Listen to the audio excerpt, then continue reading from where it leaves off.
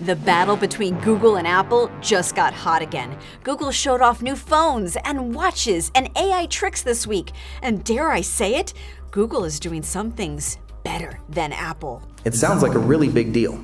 Maybe try focusing on your breath slow, deep breaths in through your nose and out through your mouth. Wow, that was great. Quite a unique experience.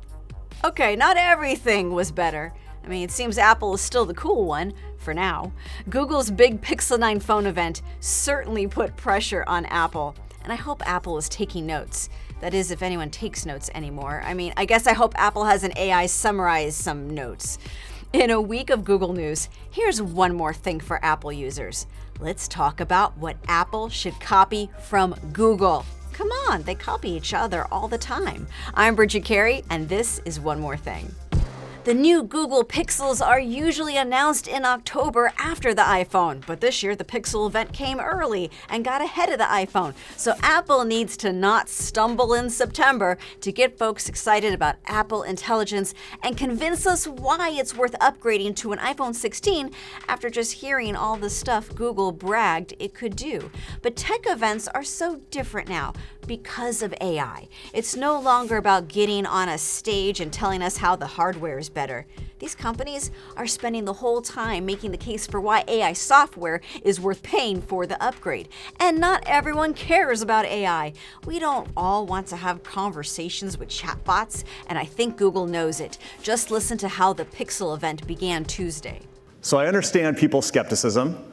There have been so many promises, so many coming soons, and not enough real-world helpfulness when it comes to AI, which is why today we're getting real. All right, Google, some real talk about artificial computing. Okay, so how does Google get real? With live demos. Yes, live tech presentation demos are back, baby. This is exciting. Please, Google, show us real examples of what it's like to use AI. Oh, looks like we had a little demo issue. Let me try one more time. Let's see if the demo spirits are with us today. Nope. Uh-oh. Looks like they're not with us. All right. Let me try that one more time on another device. Sorry about this, folks. There we go. All right. Thank you, demo spirits. And now let's type in hot air balloon. And wow. Oh, that's a little abstract. Okay, yes, that is real. We saw it doesn't always work. That's okay. Live demos are messy, but more importantly, it's not fake and staged. Tech companies have been acting like AI is magic for so long, throwing in all these sparkle emoji icons at us, that frankly, it's starting to feel like we're being sold snake oil.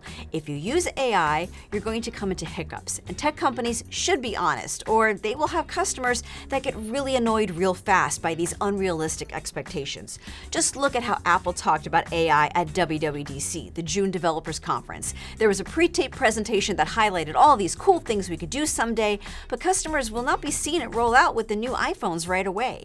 If Apple believes in its AI as being truly helpful, and it wants to convince me that I should upgrade to a new phone to experience it, then show me. Get brave. Come back to doing live stage presentations and get me excited about what's possible. I want Apple to copy Google's live demos, however awkward it might be. Because if Google can say its AI is good enough for a live event, then Apple should be confident with its AI and show us some tricks in real time. Ironically, AI is the reason we need more live demos. We are in an age where images and video are manipulated. It's hard to believe anything you see online. So the true authentic sales pitch of the future involves standing live in front of other humans. Most of Google's presentation was spent talking about Gemini AI tricks, like Gemini Live, where you can have a conversation to ask questions of a chatbot. Now, Google says this is coming to iOS, so if you like that, iPhone users, you'll be able to try it. Now, for the most part, Gemini on Android was making a lot of the same promises as Siri with its Apple Intelligence, to be able to look up information in your email, and it tells you how long it takes to get somewhere. Now, we saw Gemini use the camera feed to analyze information. Now, I didn't care for Apple to copy this. I could just do it faster by reading the information myself, but I can see that this possibly is helpful for the visually impaired. And what I did like was how Google handled screenshots. I take screenshots all the time to remind me of something. But on the Pixel phones, there is a screenshots app to help you organize them all. And if you take a screenshot of a website, it's going to include a link to jump back to that website. That is a real time saver if I need to find something again. Apple, we need that. Now, looking at the hardware, Google didn't make me feel like I needed a folding phone, especially when it costs $1,800. So I wouldn't want Apple to copy this idea without taking a better approach. But look at the Pixel phones. The night photos on a Pixel are better in panorama than on an iPhone. So I'm going to need Apple to use those AI powers for better panoramic photos. After all, doesn't Apple want me taking more high-quality panoramic photos for that Vision Pro? What gave me the most Android jealousy, though, was the Pixel Watch.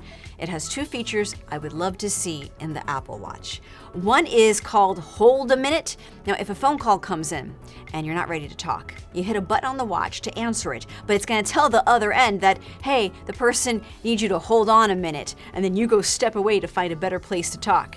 There are so many times that I don't have my phone with me and I have to do a little Dick Tracy move, and it's hard to hear. Apple, give me a chance to tell the person calling to hold on. I'll be right there. Because that would actually be an assistant type thing to do. The other surprise on the watch is called loss of pulse detection. It's going to call emergency services with your location if you are unresponsive and your heart stops pumping. Apple is all about saving lives. How could Apple resist adding something like this? And you know what? It makes a stronger case for getting an Apple Watch for elderly family members or anyone who lives alone. And there's one more superficial detail I hope Apple copies. We need more colorful devices. Apple used to make everything colorful, so why are AirPods so white and boring? The Pixel Buds Pro 2 have these candy colors, and the Pixel 9 phones come in a bright pink. Apple likes to save its bright colors for the entry-level models, but I'm seeing pink in the Pro phones on the Pixel lineup. Apple needs a reminder that being Pro doesn't mean you can't have some pop of pink. Ah yes, today I have one more thing. In this AI smartphone feature race, I do not want to see Apple copy everything Google does. Google showed us how Gemini Live lets users have these free-flowing conversations with a chatbot to give advice. And I need tech companies to stop giving us computer voices that fake being alive. Hi there. I'm doing well, thanks for asking. It's always nice to hear from someone. Gemini Live has 10 different voices to choose from, and they each have little personality nuances. It sounds like how younger generations talk. It's super easy. Wait, I can find a few other ideas too. It looks super cool and trippy.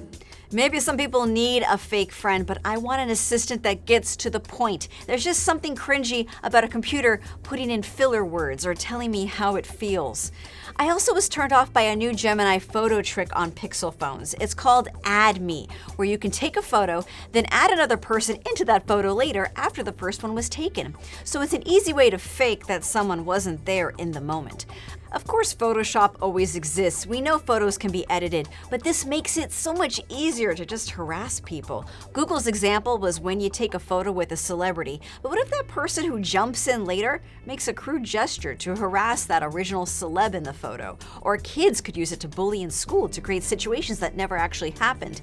No thanks. I don't need phones to alter reality. It's hard enough to know what to trust online as it is. Just use a timer, or get someone else to take the photo, or get a wider angle lens on the selfie camera. Fake photos are a turnoff. Yes, I am selfish and I want my iPhone to absorb all the cool things happening in the mobile world today. But you know what? Google also copies Apple. Google added satellite SOS. It's similar to Apple's emergency SOS. So when you don't have a cellular signal, you can still call for help.